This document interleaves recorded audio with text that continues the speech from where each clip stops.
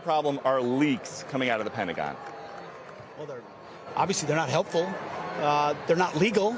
If someone's handing over or providing information that is classified or otherwise not for disclosure, that's a problem. So we're doing everything we can protocol-wise to make sure that those are minimized. And unfortunately, we live in an era where people do things like that. Journalists solicit things like that, which I think is disgusting. When journalists are saying, hey, send us classified information. That's why we have a policy at the Pentagon around what kind of conduct journalists will have in the building, too.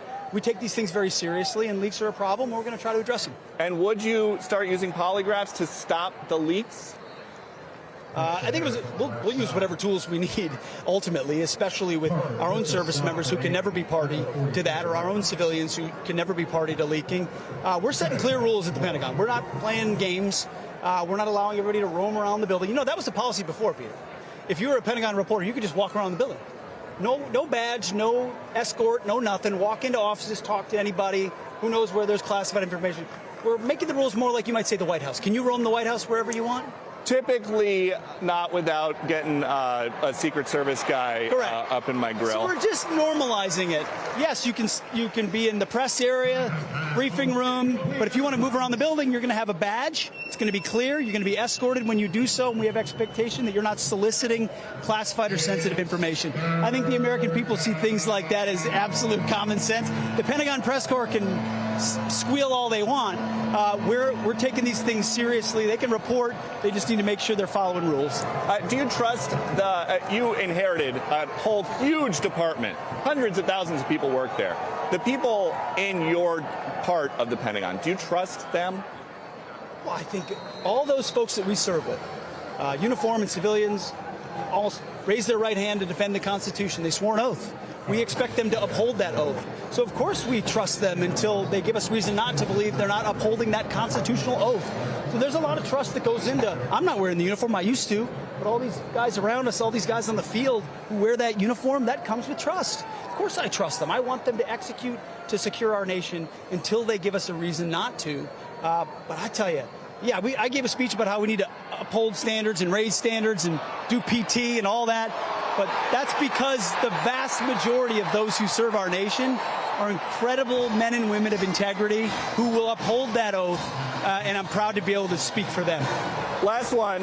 There is an account on X that forecasts or tries to forecast military action based on how busy the pizza places are around the Pentagon.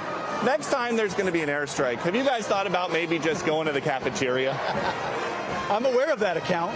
I haven't thought of just going to the cafeteria. I've thought of just ordering lots of pizza on random nights, just to throw everybody off. Some Friday night when you see a bunch of Domino's orders, it might just be me on an app throwing the whole system off so we keep everybody off balance. Trust me, we look at every indicator. There's a reason Midnight Hammer worked, because we understood open source, we understood classified ways in which the public and others are trying to watch movements.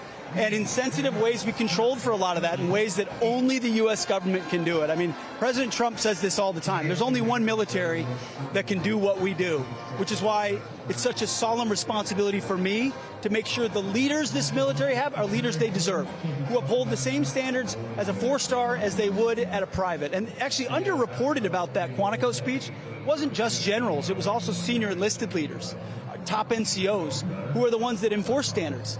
And in fact, a lot of their heads were nodding the most. They're like, yeah, thank you for letting us do our job to make sure our formations are what they should be. Because you remember Giuliani in New York, the broken windows theory of policing?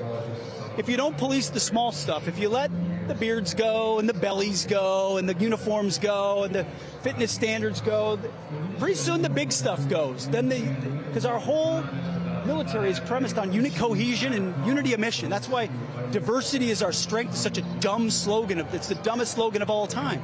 No, our strength is our unity. It's our clarity. It's the mission we share, love of country, and an understanding that we're in this uniform. I'm looking at folks right over there wearing this uniform.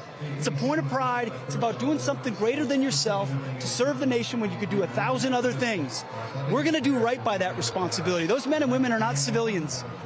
They're members of the military. They're in the profession of arms. They live by a code we don't expect civilians to live by. That code is back.